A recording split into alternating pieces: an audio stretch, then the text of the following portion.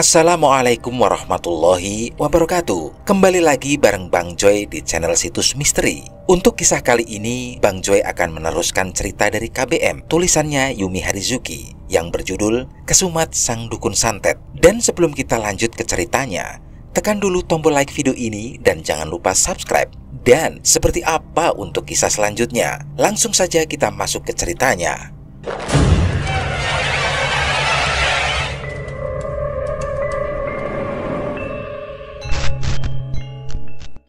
Seru Pak Udin ketika sampai ke rumah. Iya, aku sudah tahu. Tadi aku berkunjung sebentar, jawab Laksmi santai. Aku sedang merenungkan apa yang dukun itu inginkan selain uang. Apa dia menginginkan ibu? Dia terpikat dengan Bu Laksmi, tebak Pak Udin. Tidak, semoga bukan itu yang dia inginkan, elak Laksmi. Aku lebih ikhlas menyerahkan seluruh uangku ketimbang harus menikah dengan dukun itu. Sepertinya kita harus pergi lagi menemui Ki Kusumo, Bu. Saya khawatir akan terjadi sesuatu jika Bu Laksmi tidak menemuinya, kata Pak Udin. Ya, mau tak mau, aku memang harus kembali, desah Laksmi pasrah. Besok kita berangkat ke sana. Baik, Bu. Saya juga harus berpamitan dulu dengan dia, Pak Udin menimpali lagi. Ya atur saja, jangan sampai nanti dia menghambat rencana kita. Pak Udin berniat meminta izin kepada istrinya dia. Perlahan-lahan dia dekati istrinya yang sedang memasak di rumah. Kenapa mengendap-endap itu, Mas? Timpal dia saat menyadari Pak Udin ada di belakangnya. Anu dek, Mas sepertinya ada tugas luar lagi dengan Bu Laksmi. Pak Udin merasa sungkan. Tidak apa-apa kan kalau Mas pergi? Ya tidak apa-apa, Mas. Bu Laksmi kan majikannya Mas. Masa aku melarang? Ucap dia sambil tertawa. Titip salam buat Bu Laksmi ya. Kalian hati-hati di jalan. Terima kasih ya, Dek. Pak Udin begitu senang karena istrinya sangat pengertian. Dia lalu memeluk sayang sang istri. Sebetulnya dia merasa ada yang janggal dari kepergian suaminya, namun dia tetap mendoakan semoga mereka baik-baik saja. Nyi Dazimah menangis terseduh-seduh di depan tubuh kaku sang suami. Adi saat itu baru selesai dimandikan. Para tamu sudah mulai berdatangan untuk melayat. Yang sabar ya, Dok. Seorang wanita lanjut usia berusaha menenangkan Dazimah. Terima kasih, Simbo, lirih Dazimah. Mas, begitu malang nasibmu. Mengapa kamu pergi tinggalkan aku di hari pernikahan kita? Semua yang datang melayat merasa prihatin dengan apa yang menimpa Nyi Dazimah. Namun semua sudah suratan takdir.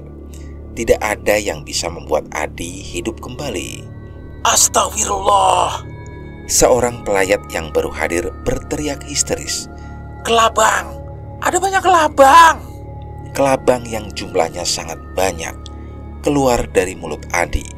Seketika membuat riuh seluruh tamu beserta Nyi Dazimah. Kemunculan hewan melata yang tiba-tiba itu disusul dengan bau busuk yang menyeruak. Seketika membubarkan kerumunan. Ibu, Bapak, jangan pergi!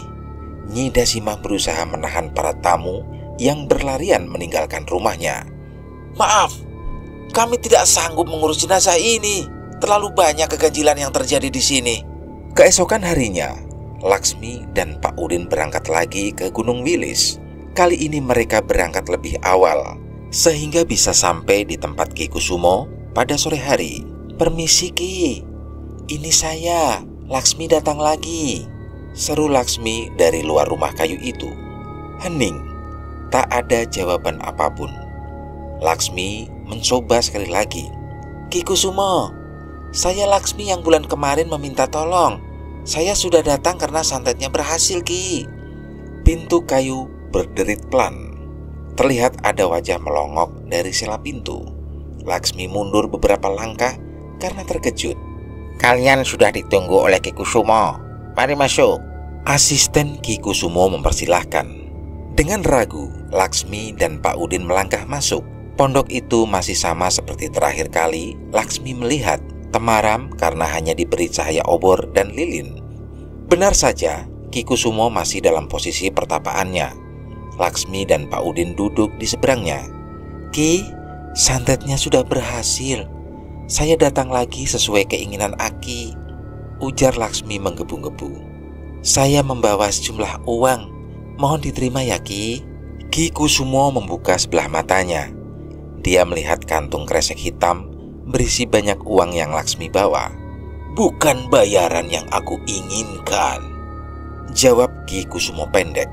"Lalu apa yang Aki inginkan?" "Jika Aki ingin menikahi saya, mohon maaf saya tidak bisa," tolak Laksmi cepat. Tanpa disangka, Ki Kusumo malah tergelak. "Siapa yang ingin menikahimu?" Laksmi mencelos. Dia merasa malu sendiri karena salah menduga. "Lalu, apa yang Aki inginkan dari saya?" Ki Kusumo bangkit lalu membungkukkan tubuh di depan Laksmi. Laksmi mundur sedikit sambil berjengit. Saking dekatnya mereka, Laksmi sampai bisa mencium bau tembakau dari mulut Ki Kusumo. "Seperti yang sudah kuduga, kamu adalah medium yang cocok untuk menjadi pewaris ilmuku," bisik Ki Kusumo. "Medium apa?" tanya Laksmi lagi. "Lihat mata itu, menyalang penuh kewaspadaan. Sorot matamu dinodai oleh ketidakpercayaan dan dendam," lanjut Ki Kusumo. "Tolong jelaskan maksud Aki, saya tidak mengerti." "Aku ingin kamu menjadi penerusku yang mewarisi ilmu hitamku selanjutnya. Selama aku masih hidup, aku akan memandumu." Laksmi tertawa kecil. Dia merasa semua ini hanyalah gurauan. "Saya menjadi penerus Aki, rasanya tidak mungkin." "Mengapa tidak? Apa kamu menganggap ini lelucon? Kamu tidak mempercayai penglihatanku," protes Ki Kusumo. Bukan begitu, Ki. Saya hanya tidak yakin jika saya bisa. Saya sama sekali tidak berpengalaman soal ilmu hitam," keluh Laksmi. "Kamu bisa.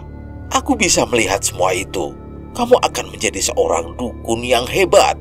Ki Kusumo bersikeras dengan pendiriannya. "Maaf, Ki. Saya ingin memikirkannya lebih dulu. Saya belum bisa menerima tawaran itu," tolak Laksmi. "Kalau begitu, kami izin pamit dulu." "Loh, kita pulang sekarang, Bu?" Pak Udin terkejut karena kunjungan mereka hanya sebentar. "Iya, ayo pulang, Pak." Laksmi melangkah menuju pintu keluar. Laksmi sudah mantap meninggalkan rumah itu. Menurutnya terlalu gegabah jika dia langsung menerima tawaran Ki Kusumo. Lagi pula menjadi dukun santet bukanlah jalan hidup yang dia inginkan.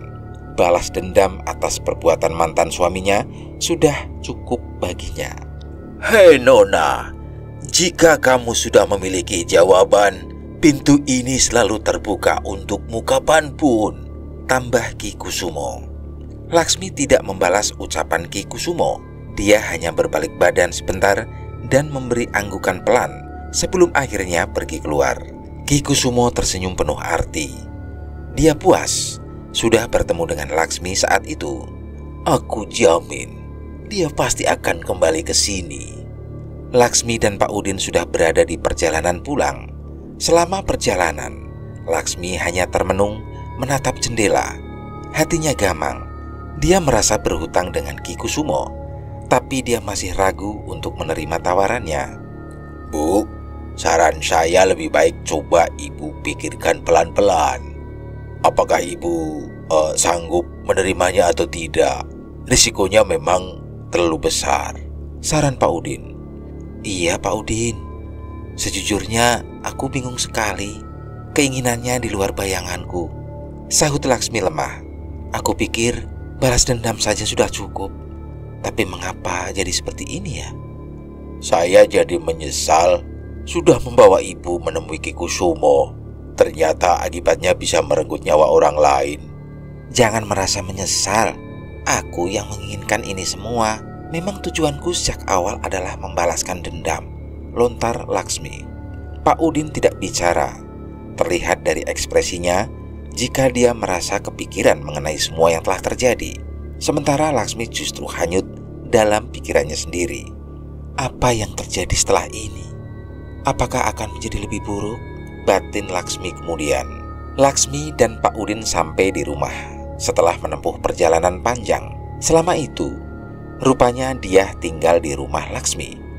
Diah langsung menyambut kedatangan keduanya. Bu Laksmi, Mas Udin, selamat datang. Ayo makan dulu. Saya sudah masak untuk kalian, sambut Diah dengan ramah. Wah, kebetulan aku sangat lapar. Terima kasih sudah menjaga rumah ya, Ceng Diah, kata Laksmi. Kembali, Bu. Diah terlihat begitu senang. Terlebih suaminya sudah kembali. Laksmi duduk berseberangan dengan Pak Udin. Mereka mulai menyantap makanan masing-masing. Laksmi lalu teringat akan Adi. Dia pun melontarkan beberapa pertanyaan kepada Diah. Lalu bagaimana kabar Dasima selama aku pergi? Apakah pemakamannya lancar? Diah terlihat ragu-ragu dalam menjawab. Dari raut wajahnya terlihat jelas jika kondisinya tidak baik-baik saja. Sebenarnya sangat kacau dan di luar nalar.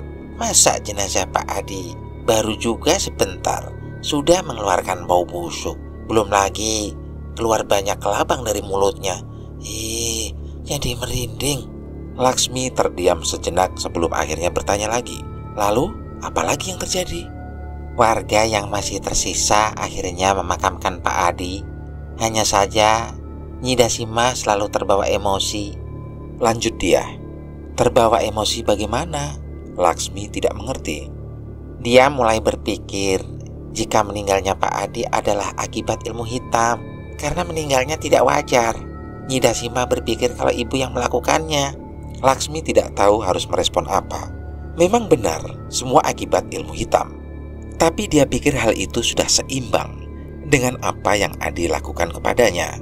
Bu, bukankah ini hal yang buruk? Bagaimana jika Nyi Dasima sampai nekat menyakiti ibu? Jangan panik, kita kan belum tahu apa yang akan terjadi. Kita lihat dulu situasinya. Laksmi mencoba untuk tenang. Panjang umur, orang yang dibicarakan akhirnya datang. Tiba-tiba pintu rumah Laksmi digedor oleh Nyi Dasima yang berteriak minta pintu dibuka. Hei wanita jalang, keluar kamu! Teriak Dasima yang membuat keributan. Apa-apaan kamu datang ke sini sambil memaki-maki orang? Laksmi balik memarahi Dasima. Jangan berpura-pura lugu. Mengaku saja jika kamu adalah dalang di balik meninggalnya suamiku, tuduh Dasima. Hah? Bicara apa kamu? Laksmi berpura-pura tidak tahu. Kalau tidak ada hal lain lagi, lebih baik kamu pergi saja dari rumahku. Maaf saja, aku tidak tertipu dengan wajah lugumu. Aku tahu, kalau kamu adalah satu-satunya orang yang tega menyakiti Adi, kamu memiliki dendam padanya. Berang Dasima meluapkan emosi. Lalu kamu punya bukti apa? Sambil menuduhku seperti itu, balas Laksmi kemudian. Kini wajah Nyi Dasima berubah merah padam. Belum ada bukti, tapi nanti pasti akan terbukti. Tanpa berkata-kata lagi, Nyi Dasima pun pergi meninggalkan rumah Laksmi. Laksmi dengan tenang menutup pintu, sementara Pak Udin dan istrinya memperhatikan dengan harap cemas. Bagaimana Bu? Baru saja diomongin orangnya malah datang, kata Pak Udin. Biarkan saja, kita lihat apa yang akan dia lakukan. Laksmi kembali menyesap supnya. Sementara itu, Nyi Dasima pergi dengan perasaan jengkel. Dia terus menggerutu sepanjang perjalanan ke rumah. Apalagi ketika berpapasan dengan para warga. Hampir semuanya berbisik-bisik membicarakan Dasima. Lihat tuh, ada pelakor. Pantas suaminya meninggal mengenaskan begitu. Kena azab menyakiti istri sah. Karma instan ya. Semoga nasibnya tidak seperti suaminya ya. Semakin lama Dasima merasa panas dengan gunjingan warga. Dia segera memberhentikan ojek yang melintas dan meminta diantarkan menuju rumah. Sampai di rumah, Dasima menangis sejadinya. Dia merasa hidup tidak adil padanya. Apakah ini yang dinamakan karma? Saat Dasima tidur, dia berkali-kali memimpikan suaminya. Tolong aku! Teriak Adi. Mas, kamu di mana? Dasima panik mencari suaminya. Dia terkejut saat melihat Adi yang terikat di sebuah tiang. Banyak hewan melata di sekelilingnya. Ya ampun mas, kenapa bisa begini? Nyi Dasimah lalu berlari menghampiri, namun dia berteriak mundur karena takut dengan kelabang yang ada di sana. "Bebaskan aku, Dasimah. Aku terpenjara di sini. Mereka menawanku. Aku tersiksa," rintih Adi sambil memohon-mohon. "Bagaimana caranya, Mas? Aku tidak bisa membebaskanmu," resah Nyi Dasimah. "Kumohon, lepaskan aku. Ah!" Tiba-tiba tubuh Adi mulai dihinggapi oleh banyak kelabang. Seluruh tubuhnya kini tertutup oleh kelabang. Nyi Dasimah menjerit ketakutan melihat pemandangan menyeramkan di depan matanya, apalagi mendengar jeritan pilu dan kesakitan dari Adi. "Tidak!" Nyi Dasimah bangun dari tidurnya. Dia begitu panik dengan mimpi mengenai Adi. Nyi Dasimah buru-buru berlari keluar rumah. "Nyi, mau pergi kemana?" Seorang bapak yang menjaga pos ronda kebingungan melihat Dasimah yang berlarian malam-malam seorang diri. Dasimah tidak merespon ucapan orang itu. Pikirannya kalut, yang terdengar di kepalanya sekarang hanyalah suara Adi yang meminta tolong padanya. Ayo, kita ikuti saja," ajak bapak ronda itu kepada temannya. Mereka mengikuti Dasimah yang rupanya kini mengarah ke area pemakaman umum warga. Dasimah lalu menghampiri makam Adi yang belum seminggu dikubur. Seolah kerasukan, dia mencoba menggali makam suaminya. "Apa yang Nyi lakukan?" Bapak ronda yang mengikuti langsung memegang Dasimah. "Lepaskan! Suami saya meminta dibebaskan dari dalam sana." Nyi Dasimah meronta-ronta, namun tenaga orang yang memegangnya lebih kuat. "Tidak bisa, Nyi harus kami amankan segera," bantah bapak ronda lagi. "Nyi Dasimah ini jangan-jangan kesurupan. Ayo kita bawa ke musola saja." Mereka membawa Nyi Dasimah ke musola desa. Saat itu ada Ustadz Hafiz yang masih menunaikan sholat malam. Pak Ustadz, tolong Pak Ustadz," teriak kedua bapak ronda itu. "Ada apa ya Pak? Apa yang terjadi?" Ustadz Hafiz tergesa menghampiri mereka. Dia keheranan melihat Nyi Dasimah yang berlumuran darah. "Bawa masuk dulu." Nyi Dasimah duduk dengan tatapan kosong. Seketika Pak Ustadz memberikannya segelas air yang sudah dibacakan doa. Nyi Dasimah diminumkan air itu. Seketika kondisinya sudah agak tenang. "Maaf mengganggu Pak Ustadz. Tadi kami lihat Nyi Dasimah mau menggali tanah di kuburan suaminya. Makanya kami amankan ke sini," salah seorang penjaga pos ronda itu menceritakan. "Makam yang mana? Yang kemarin saya bantu kuburkan itu?" tanya Ustadz Hafiz heran. "Betul, makam Pak Adi. Wanita ini adalah istri barunya," sahut penjaga pos ronda tadi. "Astagfirullah. Memang Pak Adi pasti tersiksa di dalam sana, seperti yang saya lihat sebelum dikuburkan," ucap Ustadz Hafiz pelan. "Maksud Pak Ustadz?" "Beliau meninggal dalam kondisi kurang baik. Ada sesuatu yang mencelakainya sampai arwahnya ikut terpenjara." Kini semua orang terdiam di tempatnya. Nyi Dasimah tiba-tiba menangis lagi. "Sudah kubilang kalau wanita itu yang sudah mencelakai suamiku, tapi tidak ada yang percaya." "Tenang dulu Bu, siapa tahu anggapan Ibu salah." Pak Ustadz tidak mau menuduh. "Belum tentu dia orangnya." "Oh iya Pak Ustadz, mungkin saja benar. Saya baru ingat kalau Pak Udin pernah bertanya kepada saya seputar dukun santet." Bapak ronda memberikan kesaksian. Dia bertanya, "Apa saya kenal dengan dukun santet paling ampuh?" "Astagfirullah. Lalu Bapak beritahu dia soal itu?" Pak Ustadz kini terkesiap. "Iya Pak Ustadz." Ustadz Hafid terus beristighfar begitu mendengar kesaksian salah satu bapak ronda yang datang ke musola. Dia tidak habis pikir dengan kenyataan yang diketahuinya. "Apakah Bapak tahu, jika Bapak memberi jalan kepada kemusyrikan, maka dosanya akan mengalir ke Bapak juga?" tanya Pak Ustadz. Bapak ronda tadi hanya menunduk malu sambil merenungkan perbuatannya. Pak Ustadz menggelengkan kepala dan melanjutkan perkataannya. "Musyrik adalah salah satu dosa besar yang dibenci Allah. Mohon ampunan kepada Allah. Tetap percaya jika Allah adalah Zat Maha Pengampun." "Baik Pak Ustadz," sahut bapak ronda itu. "Bagus. Lebih baik mari bermunajat bersama di sepertiga malam ini. Baru setelah itu antarkan Nyi Dasimah pulang," Pak Ustadz menyarankan. Mereka akhirnya melakukan sholat malam bersama, seperti yang dikatakan oleh Pak Ustadz Hafiz. Nyi Dasimah baru diantar ke rumah setelahnya. Nyi Dasimah, apa yang diperoleh dengan cara kurang baik, maka akan berdampak buruk. Tetap bermunajat dan memohon ampun atas segala dosa. Pak Ustadz memberikan wejangan. Apakah dosaku bisa dimaafkan, Pak Ustadz? Tanya Nyi Dasimah. Insya Allah. Yang penting terus bertaubat dan memperbaiki diri, jawab Pak Ustadz. Terima kasih Pak Ustadz. Nyi Dasimah mengerti. Dia paham dengan segala konsekuensi dari perbuatan buruknya. Mungkin cobaan ini juga merupakan teguran untuk dirinya. Untuk para bapak ronda, ingat, jangan main hakim sendiri. Kita belum 100% mengetahui kebenarannya. Saran saya, tetap hadapi dengan bijak, lanjut Pak Ustadz. Kami paham. Namun sayangnya, ucapan itu hanya ada di bibir saja. Mulut lelaki ternyata lebih berbahaya dari wanita. Berita mengenai desas-desus santet pun menyebar di kalangan warga. Hal itu kembali menjadi pemberitaan hangat di desa itu. Tahu nggak ibu-ibu? Itu Pak Burhan, teman rondanya Pak Nurdin, ternyata bilang kalau Bu Laksmi benar-benar memakai ilmu hitam. Masa iya Bu? Bu Laksmi sepertinya bukan tipikal orang seperti itu. Ibu-ibu, biasanya orang pendiam, terutama yang sakit hatinya, luar biasa, bisa melakukan hal di luar nalar. Iya sih, tapi kok rasanya melampaui batas. Kenapa harus pakai ilmu hitam sih? Mungkin itu jalan satu-satunya. Lagi pula Pak Nurdin yang bekerja dengan dia yang menjadi saksi. Berarti memang benar hal itu. Mengagetkan sih. Jadi takut ya Bu.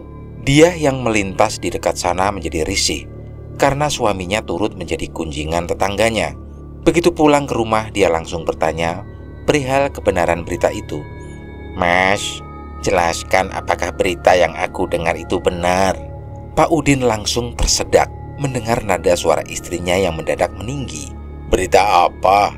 Kata ibu tetangga, Mas membantu Bu Laksmi untuk mencari dukun santet. Apa itu benar? Dia semakin menggebu. Dek, untuk apa mempercayai para tukang rumpi itu? Itu tidaklah benar, sangkal Pak Udin santai. Kalau tidak benar, mengapa Pak Burhan membenarkan hal itu juga? Cecar dia. Pak Burhan loh yang bicara, masa dia berbohong? Raut wajah Pak Udin mendadak berubah menjadi lebih resah. Hal itu menguatkan fakta jika memang ada keterlibatan suaminya dengan peristiwa itu. Mas, kamu berbohong kan? Aku sudah bertahun-tahun bersamamu. Aku tahu saat kamu berbohong dan saat kamu jujur, tambah dia lembut. Sekarang ceritakan hal yang sebenarnya. Tak ada pilihan lain untuk Pak Udin selain mengatakan yang sejujurnya. Sebuah anggukan menjadi jawaban atas semuanya. Dia mendadak syok dibuatnya. Mengapa Mas tidak berpikir panjang? Itu perbuatan syirik, juga sebuah kejahatan karena menghilangkan nyawa orang lain, jerit dia penuh dengan emosi. Maaf, hanya itu yang bisa terlontar dari bibir Pak Udin. Mas, bicara maaf sekarang pun percuma. Itu tidak akan mengubah segalanya. Nyawa yang sudah hilang tidak dapat kembali. Dia tersenyum semu. Dek, kamu mau memaafkan Mas kan? Pak Udin mengiba kepada istrinya. Tidak Mas, aku sudah sangat kecewa kepadamu, ungkap dia. Pulangkan saja aku kepada orang tuaku. Dek, tolong jangan begitu, pinta Pak Udin memelas. Aku akan berkemas. Sekarang terserah Mas saja. Mau ikut aku tinggal bersama orang tua atau tetap di sini terus bekerja dengan Bu Laksmi? Dia memberikan pilihan. Pak Udin terdiam. Dia kelihatan bingung dalam memilih. Bahkan sampai istrinya selesai berkemas pun, dia masih belum menentukan pilihan. Baiklah, aku berangkat sekarang. Selesaikan apa yang sudah kamu mulai. Pamit dia. Dia sudah paham apa sebenarnya yang Pak Udin pilih.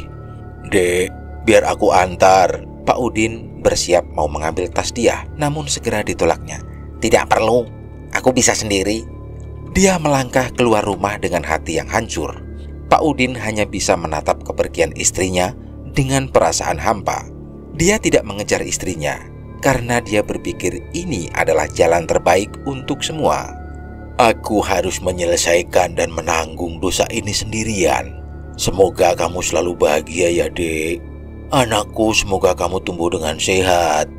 Pak, kita tidak bisa membiarkan kesesatan merajalela di kampung ini. Kita sudah tidak punya pemimpin. Hanya Bapak yang berwenang saat ini.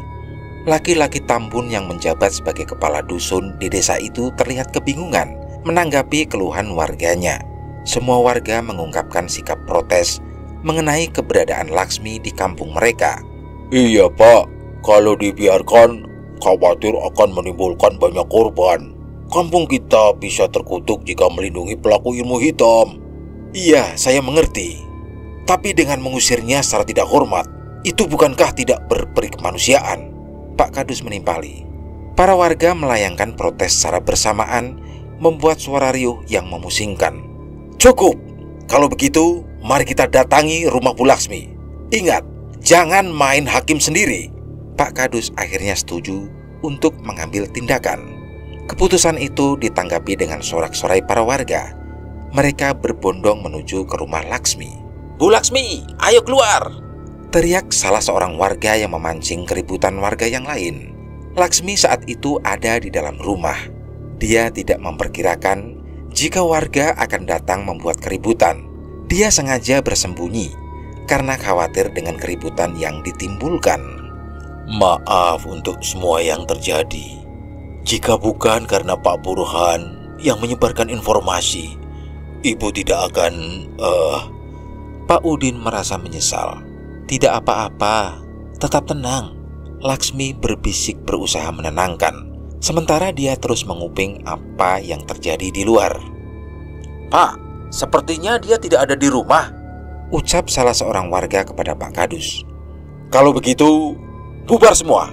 Lebih baik kita tunggu waktu sampai Bu Laksmi ada di rumah, Pak Kadus menginstruksikan. Walau para warga kecewa, mau tak mau mereka menuruti perkataan pemimpin mereka. Pada akhirnya, mereka semua meninggalkan kediaman Laksmi. Syukurlah, mereka sudah pergi. Tidak menutup kemungkinan mereka akan kembali, desah Laksmi. Saya akan berjaga di sini, Bu. Silahkan Ibu istirahat saja. Pak Udin menawarkan diri. Terima kasih sudah bersedia menemaniku. Tengah malam yang hening pun tiba. Seperti janjinya, Pak Udin saat itu berjaga di dekat pintu. Tanpa disadarinya, ada sekelompok laki-laki bersarung yang datang mengendap-endap di halaman rumah. Mereka mulai melakukan eksekusi mereka. Ada yang menumpahkan cairan bensin di sekeliling rumah. Sisanya mulai menjatuhkan obor di bensin itu. Seketika api merambat ke sekeliling rumah. Asap pembakaran tercium oleh Pak Udin yang sudah setengah mengantuk. Dia berteriak panik sambil membangunkan Laksmi. Bu, kebakaran, Bu. Apa? Laksmi membulatkan matanya terkejut. Dia bergegas membuka pintu dan terkejut saat api berkobar di halaman rumahnya. Kebakaran! Bagaimana ini? Pekik Laksmi ketakutan. Api itu sudah merembet maju menuju ke depan rumah. Beberapa bagian rumah ternyata ada yang sudah terkena amukan si jago merah. Ayo kita pergi, Bu. Bawa barang seadanya saja. Waktu kita tidak banyak, Pak Udin mengomandokan. Dengan panik, Laksmi hanya membawa sedikit barang. Pak Udin mengajaknya ke pintu belakang yang ternyata juga sudah terkena bara api. Kita terkepung, jerit Laksmi. Pikirannya mulai beku. Dia tidak bisa mencari jalan keluar. Kini mereka terkurung di dalam kobaran api. Apakah ini saatnya? Aku pasrah. Jika memang ini adalah akhir dari hidupku, ucap Laksmi dengan penuh keputusasaan. Secara ajaib, api yang seharusnya merembet masuk ke rumah malah menyebar dengan arah berkebalikan. Api tersebut seolah ada yang mengendalikan. Kini kobarannya pindah ke bagian depan rumah dan maju mengenai rumah lain. Hah? Aku tidak mimpi kan? Pak Udin berulang kali mengucek matanya tak percaya. Laksmi cukup terkejut dengan apa yang dia lihat. Sekilas dia melihat siluet hitam tinggi besar yang menghalangi datangnya bara api dan membuat bara api itu berpindah. Kita pergi kemana, Bu? Kita tidak memiliki tujuan lagi di sini, tanya Pak Udin putus asa. Kita harus menemui Ki Kusumo. Aku bersedia menjadi penerusnya, ucap Laksmi kemudian. Dia pun meninggalkan rumah dengan penuh rasa syukur dalam hati. Sementara itu, suasana desa tempat Laksmi tinggal kini mendadak heboh dengan api yang mulai melahap perumahan warga. Warga berbondong-bondong memadamkan api yang berkobar. Api yang begitu cepat merembet tidak bisa dicegah. Akibatnya, 5 rumah warga yang terkena dampak kebakaran. Anehnya, rumah Laksmi yang seharusnya terbakar habis malah selamat, hanya terkena sedikit dampak saja. Rumah kosong peninggalan Laksmi kini dijuluki sebagai rumah terkutuk. Tak ada yang mau lewat di dekat rumah itu lagi. Jadi apa keputusanmu? Ki Kusumo menatap Laksmi dengan penuh arti. Saya setuju untuk menjadi penerus dari kesaktian Ki Kusumo, jelas Laksmi tanpa adanya sedikit pun keraguan. Ki Kusumo tertawa terbahak. Dia sangat puas dengan keputusan Laksmi yang mau bergabung dengannya. Bagus, memang itu yang aku harapkan. Lagi pula, tidak ada siapapun yang mau menerimamu di luar sana. Hanya aku yang bisa. Ki Kusumo memuji dirinya sendiri. Laksmi hanya terdiam sambil menunduk. Memang benar apa yang dikatakan oleh Ki Kusumo terhadap dirinya. Dia hanyalah orang yang terbuang. Tak ada yang menginginkan keberadaannya di dunia. Karena itulah, aku akan memperlakukanmu dengan baik. Kamu dan pelayanmu boleh tinggal di sini. Ki Kusumo mulai bangkit dari duduknya. Tapi kedepannya tidak akan mudah. Maksud Aki, jika memang saya orang yang terpilih, saya pasti bisa menjalaninya. Ya, ku yakin kamu bisa, cetus Ki Kusumo setuju. Kalau begitu, mulai besok kamu akan mulai melakukan laku sebagai seorang dukun santet. Terima kasih untuk kemurahan hati Aki. Laksmi belum merasa yakin dengan kemampuan yang dimilikinya. Namun karena sudah sejauh ini dan tidak ada yang bisa dia lakukan, Laksmi berusaha memberanikan diri dalam menerima tantangan. Sesuai janji, Laksmi benar-benar digembleng dalam persiapan mempelajari ilmu santet yang akan diturunkan kepadanya. Dia dibangunkan dini hari buta saat itu. Tata laku yang pertama, mulai hari ini kamu harus puasa selama 40 hari. Sepertinya ini hal yang mudah untukmu. Baik Ki. Laksmi sebetulnya tidak merasa sulit menjalankan puasa. Apalagi memang dulu dia sering melakukannya di bulan Ramadan. Yang membuatnya sulit adalah mengatur makanan yang dikonsumsi. Kamu hanya boleh memakan umbi-umbian, tidak boleh mengonsumsi selain itu. Peraturan tambahan diberikan oleh Ki Kusumo. Selama 40 hari, Laksmi mencoba menjalankan beberapa pantangan dan peraturan. Akhirnya dia berhasil menjalankannya. Lalu apalagi yang harus saya lakukan, Ki? Tanya Laksmi bersemangat. Ritual ini sepertinya lebih berat dari sebelumnya. Selama sehari penuh, kamu tidak diperkenankan untuk makan, minum, dan tidur, ucap Ki Kusumo. Apa? Bagaimana mungkin? Bagaimana jika terjadi apa-apa dengan saya? Protes Laksmi. Seharusnya kamu bisa melakukan ini juga. Jika memang tekadmu sudah bulat, kamu harus menyepi dan bersemedi. Jika kamu gagal untuk melakukan ini, maka kamu harus mengulang puasa selama 40 hari lagi. Laksmi merasa ini adalah ide yang buruk, bukan untuk memperkaya ilmu, tapi justru bisa membuatnya sakit. Dengan berat hati dia akhirnya melakukan semedi. Sekarang kosongkan pikiranmu, lalu bayangkan semua kejadian buruk yang telah menimpamu sampai saat ini. Seolah sedang dihipnotis, Laksmi mulai membayangkan kejadian buruk yang telah terjadi. Semua berputar kembali bak reka ulang kejadian. Laksmi mulai merasakan gejolak amarah yang membara di hatinya. Bagus, terus tambah lagi amarah itu. Sekarang aku akan mencoba membuka mata batinmu. Ki Kusumo kemudian merapalkan mantra. Seketika bayangan hitam tinggi besar hadir di hadapan Laksmi. Laksmi berkonsentrasi dalam bersemedi. Laksmi lalu merasakan wajahnya diusap oleh Ki Kusumo berkali-kali. Buka matamu, perintah Ki Kusumo. Laksmi sontak membuka mata. Dia terkejut dengan sosok tinggi besar yang hitam sampai ke wajah.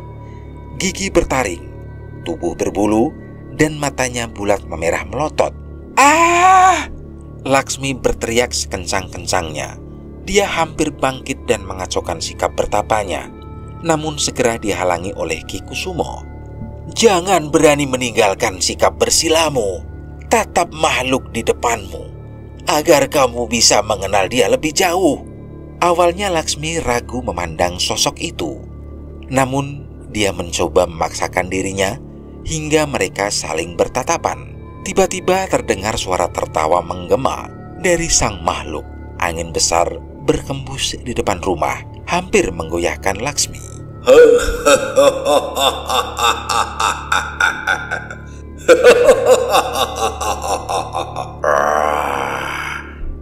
Jadi ini dia manusia yang aku layani selanjutnya. Tanya makhluk itu dengan suara menggelegarnya. Iya, dia adalah penerusku selanjutnya, jawab Ki Kusumo membenarkan. Makhluk itu mendekati Laksmi dan terlihat cukup tertarik. Siapa namamu, wahai manusia? Laksmi, cicit Laksmi dengan suara yang tercekat. Kentara sekali jika dia sedang merasa ketakutan. Panggil aku Buto Ireng. Kita akan bekerja mulai dari sekarang. Laksmi tidak menjawab apapun lagi. Tiba-tiba dia teringat akan siluet hitam di lokasi kebakaran rumahnya. Kamu adalah sosok yang membantuku sebelumnya, kan? Tanya Laksmi. Terima kasih sudah membantu menghindarkan aku dari bahaya. Sudah seharusnya aku membantu, karena kamu adalah penerus Kusumo, sahut Buto Ireng. Senang kalian sudah saling mengenal. Kalau begitu, lanjutkan bertapa lagi sampai esok pagi, potong Ki Kusumo. Laksmi melanjutkan ritual persemediannya. Esoknya, dia sudah berhasil menjalankan laku sebagai seorang dukun. Ki Kusumo merasa puas dengan kemajuan yang dibuat oleh Laksmi. Bagus, kamu berhasil melakukan ritual awal. Dengan ini, kamu berhasil menjadi dukun pemula, puji Ki Kusumo. Laksmi merasa bangga dengan dirinya. Setelah ini, apa yang harus aku lakukan? Ki Kusumo terdiam dan memandang lekat Laksmi. Kamu harus mengambil jiwa untuk bekerja sama bersamamu. Apa? Laksmi merasa terkejut. Dia tidak berpikir sampai harus mengambil jiwa orang lain untuk pekerjaan ini. Iya, itulah yang kulakukan selama ini. Jika kamu tahu, ada banyak jiwa dari berbagai tempat yang aku kumpulkan di sini, terang Ki Kusumo. Laksmi melihat sekeliling. Dia sampai tidak menyadari jika di sekelilingnya ada beberapa makhluk yang terlihat dengan berbagai kondisi, tampilan, dan tingkat keseraman. Lumayan banyak juga, komentar Laksmi takjub. Sangat banyak. Ini belum semuanya. Anak buahku yang lain masih bekerja, canda Ki Kusumo. Jika semua berkumpul, maka akan penuh sesak tempat ini. Hehehe. Laksmi tak bisa membayangkan sebanyak apa makhluk yang ada di sini. Jika memang sebanyak itu yang Aki punya, mengapa aku harus mencari jiwa yang lain? Karena mereka semua bekerja hanya untuk satu tuan. Jika aku berhenti menjadi dukun pun, mereka belum tentu mau mengikutimu. Jelas Ki Kusumo. Kami semua sudah melakukan perjanjian. Perjanjian? Perjanjian apa itu? Laksmi penasaran. Bangsa kami sebelum terikat akan disatukan dulu dalam perjanjian. Kami tidak mau terikat dengan cuma-cuma. Harus ada timbal balik yang dilakukan manusia itu. Buto Ireng memiliki peranan berbeda. Karena dia jin yang kuat, maka dia memiliki keistimewaan sendiri. Dia bisa menjadi tameng untuk tuannya. Dia juga bisa dipindah alihkan. Lalu bagaimana dengan imbalannya sendiri? Apa yang harus aku berikan untuk Buto Ireng? Tanya Laksmi lagi. Karena dia berasal dari alas Porwo, maka dia ingin setiap malam Jumat pemiliknya melakukan tapa brata di sana dengan membawa persembahan, timpal Ki Kusumo. Laksmi menghela napas lega. Dia berpikir nyawanya yang menjadi taruhan. Ternyata hanya melakukan laku seperti sebelumnya. Itu cukup mudah menurutnya. Sebenarnya cukup banyak hal yang ingin Laksmi tanyakan. Masih ada hal yang belum jelas baginya. Bagaimana caranya aku memanggil jiwa ini? Ada dua cara. Yang pertama, dengan menarik jiwanya langsung. Itu jika kamu memang sudah sakti. Cara kedua, dengan mengambil tanah kuburan dari jiwa yang meninggal secara tidak wajar. Hening. Laksmi mencerna dengan perasaan tak karuan. Pekerjaan ini begitu sulit buatnya. Apakah dia bisa? Maksudnya, saya harus mencuri tanah kuburan untuk menculik jiwa mereka. Laksmi tak habis pikir. Itu kejahatan. Kamu pikir menjadi dukun santet itu bukan sebuah kejahatan? Kita sudah berkubang dalam kejahatan. Mengapa tidak sekalian saja total menekuninya? Laksmi tidak dapat membalas, karena semua yang dikatakan oleh Ki Kusumo memang benar adanya. Tenang, kamu bisa menyuruh bawahanmu untuk melakukannya. Kamu fokus saja belajar tata caranya di sini bersamaku. Coba kamu lihat di ruangan ini. Apakah ada makhluk yang menarik perhatianmu? Laksmi mencoba melihat satu persatu makhluk yang ada di sana. Dari sekian banyak makhluk halus peliharaan Ki Kusumo, dia tertarik pada satu pocong yang ada di pojok ruangan. Pocong itu wajahnya penuh luka dan sudah membusuk. Dari daging yang membusuk itu keluar banyak sekali kelabang. Bau busuknya bahkan sampai tercium ke tempat Laksmi yang duduk di ruang tengah. Dia adalah salah satu jiwa yang aku rekrut baru-baru ini. Kamu tidak tahu siapa dia? Ki Kusumo menerangkan dengan riang gembira. Tidak tahu Ki. Emang siapa dia? Timpal Laksmi bingung. Dia mantan suamimu. Aku curi jiwanya untuk bekerja denganku. Laksmi membelalak tak percaya. Bagaimana bisa Ki Kusumo melakukan hal sekejam itu pada Adi? Walaupun perbuatan Adi juga kejam, namun masih ada rasa kasihan di hati Laksmi. Seolah bisa mengerti apa yang Laksmi rasakan, Ki Kusumo kini melotot dan mencengkeram tangan Laksmi. Enyahkan rasa kasihan itu. Bagaimana kamu bisa mewarisi ilmuku kalau hatimu masih lemah? Bentak Ki Kusumo. Maaf Ki. Laksmi kini merasa takut dengan Ki Kusumo. Ki Kusumo langsung melepas cengkeramannya dari Laksmi. Kamu harus selalu kuat jiwa dan ragamu agar aku tidak sia-sia melepas ilmuku. Ki Kusumo terlihat sedih kali ini. Dia kemudian berbalik membelakangi Laksmi. Punggungnya yang ringkih bergetar seolah lelah menahan bebannya. Aku dulu mengalami pengkhianatan yang tidak dapat kubalas. Rasa sakit hati itu kubawa hingga saat ini. Ada untungnya juga aku pernah tersakiti sehingga bisa menekuni ilmu ini. Manfaatkan kesempatan untuk membawa keadilan bagi semua orang. Laksmi termenung lama sekali. Ketika mendengar curahan hati Ki Kusumo, dia baru bisa merasakan sisi kemanusiaannya. Rupanya background yang sama membuat mereka berjodoh untuk bertemu.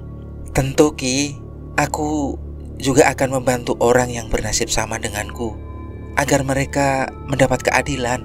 Sekarang aku siap menjalani prosesi yang Aki katakan. Ki Kusumo kini terlihat sumringah.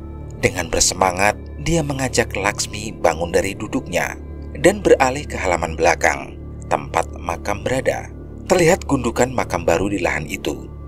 Ki Kusumo lalu memasukkan tanah kuburan baru itu ke dalam gerabah tanah liat untuk ritual pemanggilan jiwa. Dia membawa masuk gerabah itu ke tempat ritualnya. Laksmi diminta duduk di tempat ritual, lalu menjalankan ritual pemanggilan jiwa. Sekarang, nyalakan kemenyannya, asapi tanah kuburan baru itu sambil sebutkan mantra yang tadi kuberikan. Perintah Ki Kusumo cepat. Perlahan, Laksmi melakukan ritual sesuai arahan Ki Kusumo. Jiwo ilang, ayo ngadepi aku, kai kedening sumpah, langgeng saklawase. Rapal Laksmi tiada henti. Bagus. Sekarang tetesi darahmu ke tanah makam itu sebagai bukti jika kamu mengikat dia. Ki Kusumo melanjutkan. Laksmi mengangguk ragu. Dia mulai mengiris jari tangannya. Laksmi memanggil pelan, beriringan dengan darah yang mulai menetesi tanah makam di dalam gerabah. Bau bunga kini menyeruak di dalam ruangan, bersamaan dengan udara yang kian lembab dan membuat menggigil. Angin berhembus di depan Laksmi, memunculkan sesosok makhluk pucat pasi. Selamat untuk arwah pertamamu, puji Ki Kusumo lagi. Untuk awal tidak terlalu buruk. Maaf Ki, dia kini meninggal karena apa? Tanya Laksmi ingin tahu.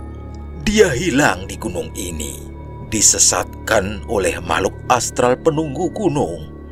Memang sengaja aku jadikan tumbal persediaan jiwa. Lalu, apa lagi yang harus kulakukan? Kamu bisa mengutusnya untuk melakukan tugas-tugas tertentu. Tapi ingat, berikan dia imbalan sesuai dengan pekerjaannya. Laksmi mengangguk mengerti. Dia menatap jiwa pucat di hadapannya. Kalau begitu, aku akan mengutusmu untuk melakukan teror. Mungkin imbalannya bunga kandil dan sesajen lain. Arwah itu seolah mengerti apa yang Laksmi maksud. Dia mengangguk pelan sebelum kembali menghilang, masuk ke dalam gentong gerabah. Semakin tinggi tugasnya, semakin mahal juga imbalannya. Kamu harus mempersiapkan itu. Ada satu hal lagi yang harus kuberitahu. Apa itu Ki? Ikatan antar jiwa ini bersifat permanen. Kelak mereka akan terikat dan mengikatmu. Arwahmu tidak dapat kembali ke alam baka.